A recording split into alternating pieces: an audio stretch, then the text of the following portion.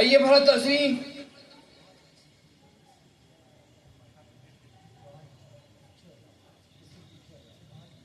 आज आपका कैसे आना हुआ? भाई, मैं आपको कुछ कष्ट देने आया हूं और एक समस्या पर परामर्श लेने आया हूं, क्योंकि और तो मैं किसी से नहीं डरता।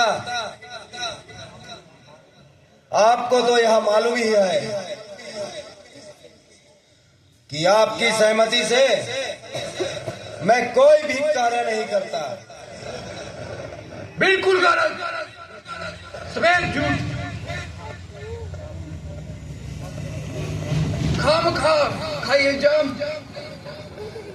आपके कार्यों में मेरी सलाह का क्या काम? आज तक मैंने जो किया वो सब अपनी इच्छा से किया और किसी भी बात पर आपसे परामर्श नहीं लिया, मगर इस वक्त ऐसी भयानक सूरत है जिसके लिए मुझे आपकी जरूरत है। आखिर ऐसी कौन सी कठिन समस्या है? भाई, आपको मालूम होगा कि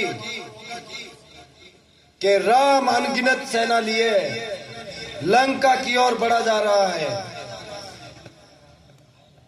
और मुझको यही भय रात दिन खाए जा रहा है। मैंने सुना है कि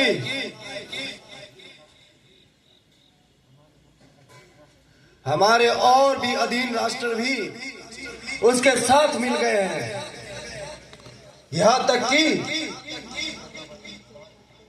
हमारा दगाबाज भाई भीषण भी उन्हीं के साथ मिल गया है।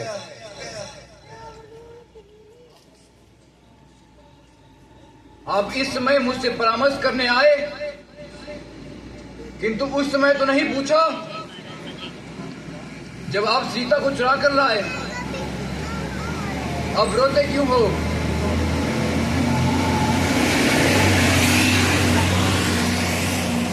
किंतु आपको अपने किए की सजा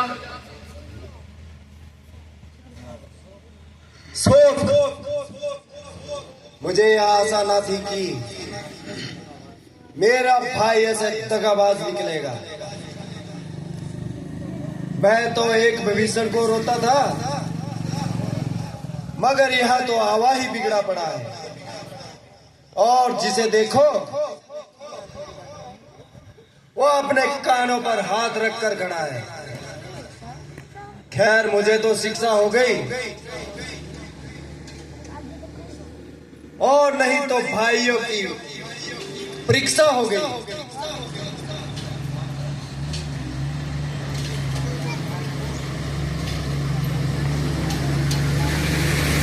यदि तुम्हारा यह ध्यान हो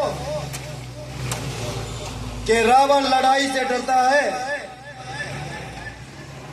और इसलिए तुम्हारी बार बार खुशामद करता है, तो यह तुम्हारी बिल्कुल भूल है।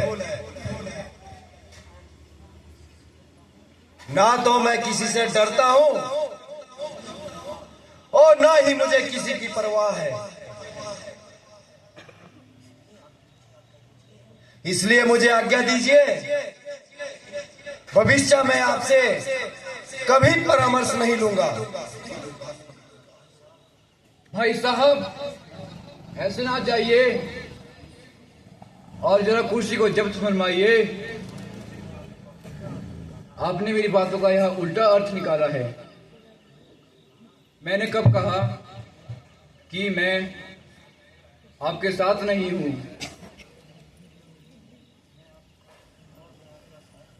और मैं आपका सहायक नहीं हूं,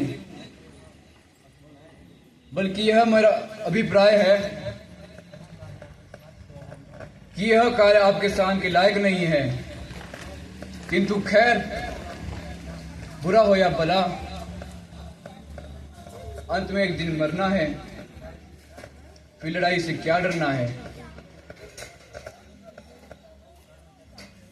कुंभकर्ण तर मन से आपके साथ है, पर जय पराजय परमेश्वर के हाथ है। मेरे प्यारे भाई, मैं आपका बहुत शुक्रगुजार हूं। इस विपत्ति के समय आपने मेरी धीर बंधाई। अब मैं जाता हूं और किसी गुप्तचर को भेजकर उनकी सेना का पता लगाता हूं। तब तक आप विश्राम कीजिए।